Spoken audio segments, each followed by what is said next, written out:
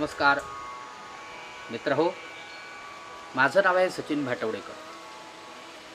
एक नवीन विषय घेऊन मी तुमच्यासमोर आलो आहे. विषय आहे भाषा. भाषा हे मनुष्य जीवनाचं एक अविभाज्य अंग आहे. भाषतेयनया इति भाषा. भाषेमुळे आपण आपले विचार प्रकट करू शकतो, भावना प्रकट करू शकतो. म्हणजेच आपल्या अंतरंगात निर्माण होणाऱ्या भावनांचं, विचारांचं प्रकट करण्याचं साधन, माध्यम म्हणजे भाषा.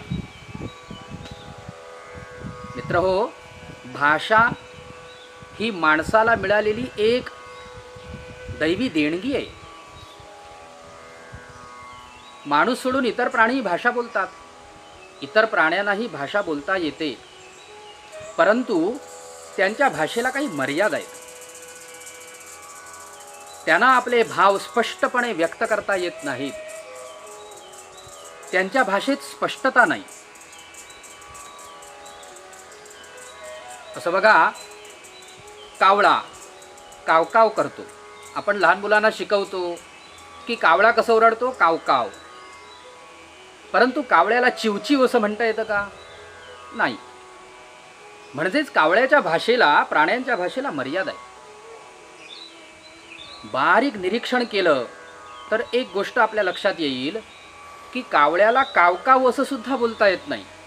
चिमणीला चिवचिव असं सुद्धा बोलता येत नाही. कावकाव असं म्हणण्यासाठी क या व्यंजनाचं उच्चारण करण्यासाठी आपल्या जिभेचा टाळूला स्पर्श झाला पाहिजे. टाळूला जिभेचा स्पर्श होत नाही तोपर्यंत क व्यंजनाचं उच्चारण होत नाही. आणि एवढी शक्ती, एवढं सामर्थ्य कावळ्यात नाही. ते बुद्धिवैभव कावळ्याला प्राप्त झालेलं नाही किंवा इतर प्राण्यांना तसं प्राप्त झालेलं नाही. आणि म्हणूनच मनुष्य सोडून इतर प्राण्यांच्या भाषेला मर्यादा आहेत. त्यांना स्पष्ट बोलता येत नाही. मनुष्याला मात्र तसं नाही. मनुष्य उत्तम प्रकारे स्पष्ट भाषा बोलू शकतो. भाषेवरून माणसाचा आचार, विचार, उच्चार हे आपल्या लक्षात येतं. त्याच्या वागण्यानुसार त्याची भाषा कळते. भाषेवरून संस्कृतीचं ज्ञान होतं. म्हणून भाषा हे अविभाज्य अंग आहे आणि विशिष्ट दैवी देणगी आहे. भाषा पुष्कळ आहेत. प्रांतीय भाषा आहे, देशभाषा आहे, अंतर्देशीय भाषा आहेत, मातृभाषा आहे. भारतात तर प्रत्येक राज्यात वेगवेगळी भाषा आहे. अनेक भाषा आहेत. भाषांचे प्रकारही अनेक आहेत. परंतु मित्रांनो, ह्या सगळ्या भाषांची आई, सगळ्या भाषांचं मूळ स्थान, जननी म्हणजे संस्कृत भाषा आहे. एक सुभाषित बघा, फार प्रसिद्ध आहे. भाषासु मुख्या मधुरा दिव्या गीर्वाण भारती तस्यां हि काव्यं मधुरं तस्मादपि सुभाषितम्.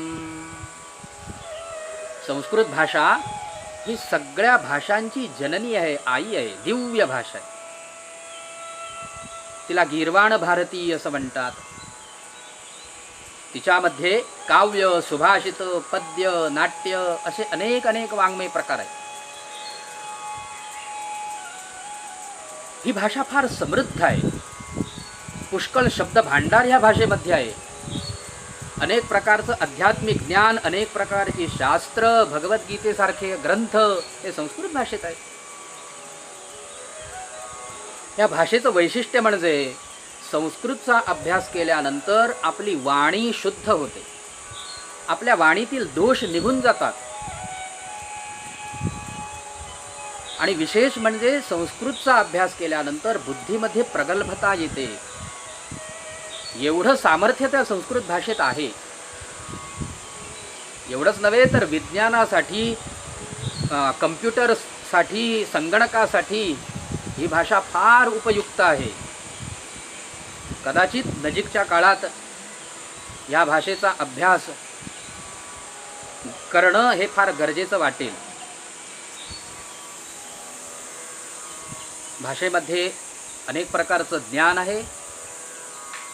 समाजात घडणाऱ्या, निसर्गात घडणाऱ्या अनेक लहानसहान घडामोडींचा सूक्ष्म विचार संस्कृतमध्ये केलेला आहे. म्हणूनच हिला ज्ञानभाषा असंही म्हणतात.